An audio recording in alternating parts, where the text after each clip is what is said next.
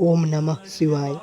क्या आपको पता है कि आषाढ़ पूर्णिमा के दिन किए गए केवल 3 शुभ कार्य जीवन की दिशा बदल सकते हैं। शिव पुराण और सनातन परंपराओं में इस पूर्णिमा को अत्यंत पवित्र माना गया है, लेकिन अधिकांश लोग एक ऐसी भूल कर देते हैं जिससे उन्हें इस दिन का पूरा पुण्य नहीं मिल पाता।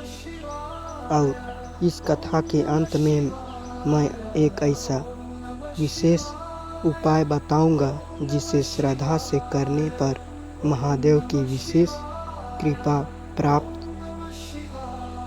की मान्यता है। इसीलिए इस वीडियो को अंत तक अवश्य देखें। यदि आप महादेव, शिव पुराण और सनातन धर्म से जुड़ी ऐसी ज्ञानवर्धक कथाएं सुनना पसंद करते हैं तो अभी हमारे चैनल शिव अमृत कथा को सब्सक्राइब करके बेल आइकन जरूर दबा दें ताकि कोई भी नई कथा आप तक जाए। कथा का प्रारंभ। पूर्णिमाओं पौराणिक मान्यताओं के अनुसार आषाढ़ पूर्णिमा का दिन गुरु ज्ञान, तप और भगवान शिव की आराधना का विशेष अवसर माना जाता है। इसी दिन गुरु पूर्णिमा भी मनाई जाती है। कहा जाता है कि सच्चे गुरु का सम्मान करने वाला व्यक्ति जीवन में सही मार्ग प्राप्त करता है। एक बार कैलाश पर्वत पर माता पार्वती ने भगवान शिव से पूछा, हे महादेव, ऐसा कौन सा दिन है जिसमें थोड़े से पुण्य कर्म भी उनके अनेक गुना फल प्रदान करते हैं। भगवान शिव मुस्कुराए और बोले, देवी, आषाढ़ पूर्णिमा ऐसा ही पावन दिवस है। इस दिन श्रद्धा और सच्चे मन से किए गए शुभ कार्य मनुष्य के जीवन में सकारात्मक परिवर्तन ला सकते हैं।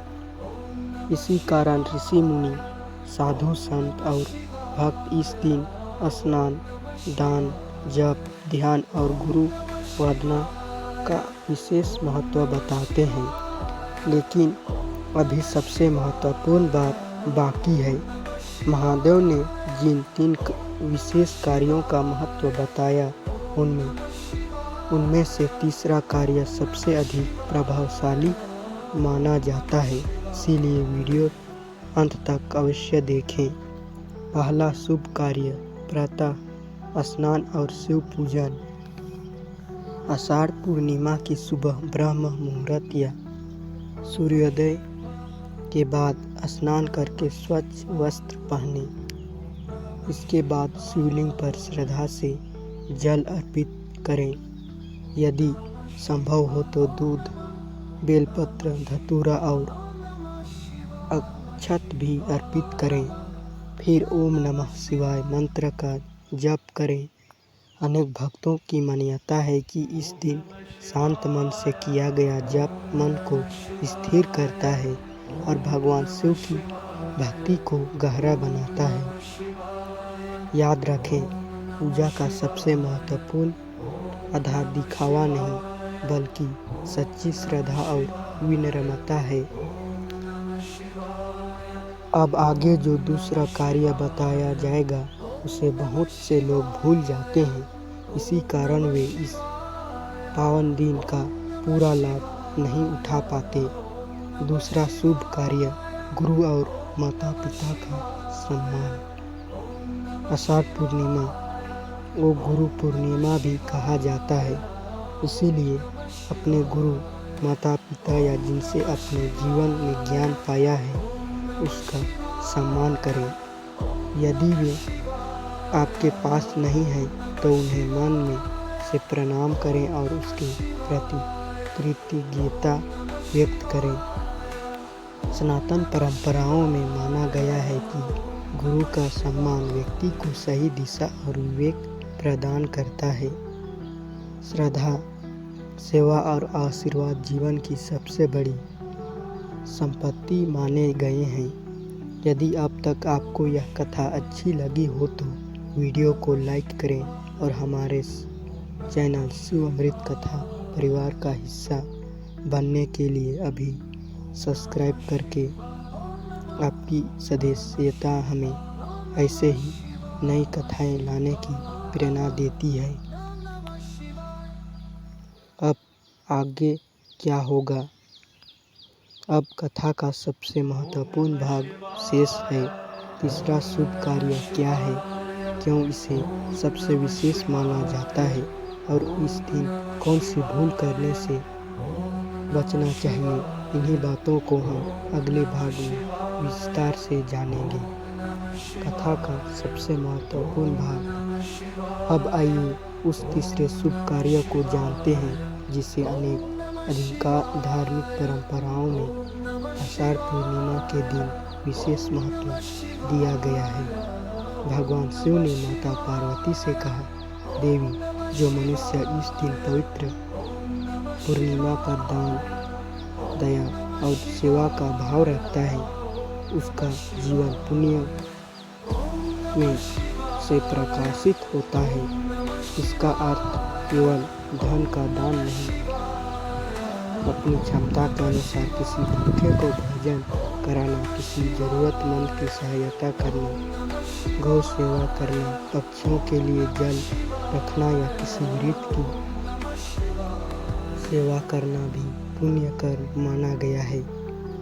महादेव आगे कहते हैं कि दान का मूल्य उसकी मात्रा से नहीं बल्कि भावना से होता है।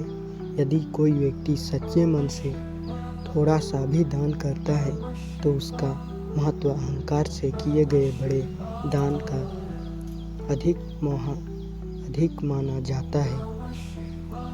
लेकिन ठहरिए, आषाढ़ पूर्णिमा का एक ऐसी गलती भी बताई जाती है जो बहुत से लोग अनजाने में कर बैठते हैं। यदि आप भी ऐसा करते हैं तो आज से ही सावधान हो जाइए। इन बातों से बचें। इस दिन क्रोध, असत्य, झूठ, किसी का अपमान और अनावश्यक विवाद से बचने का प्रयास करें। यदि किसी से मन मुटाव हो गया हो तो क्षमा मांगकर या क्षमा करके मन को हल्का करें। सनातन परंपराओं में क्षमा को सबसे बड़ा धर्म माना गया है। याद रखें, पूजा तभी सार्थक मानी जाती है जब मन निर्मल हो। एक प्रेरणादायक कथा कहा जाता है कि एक निर्धन गरीब प्रति वर्ष आषाढ़ पूर्णिमा के दिन भगवान शिव के मंदिर जाता था। उसके पास चढ़ाने के लिए दूध ना था, ना फल और ना ही कोई महंगी सामग्री।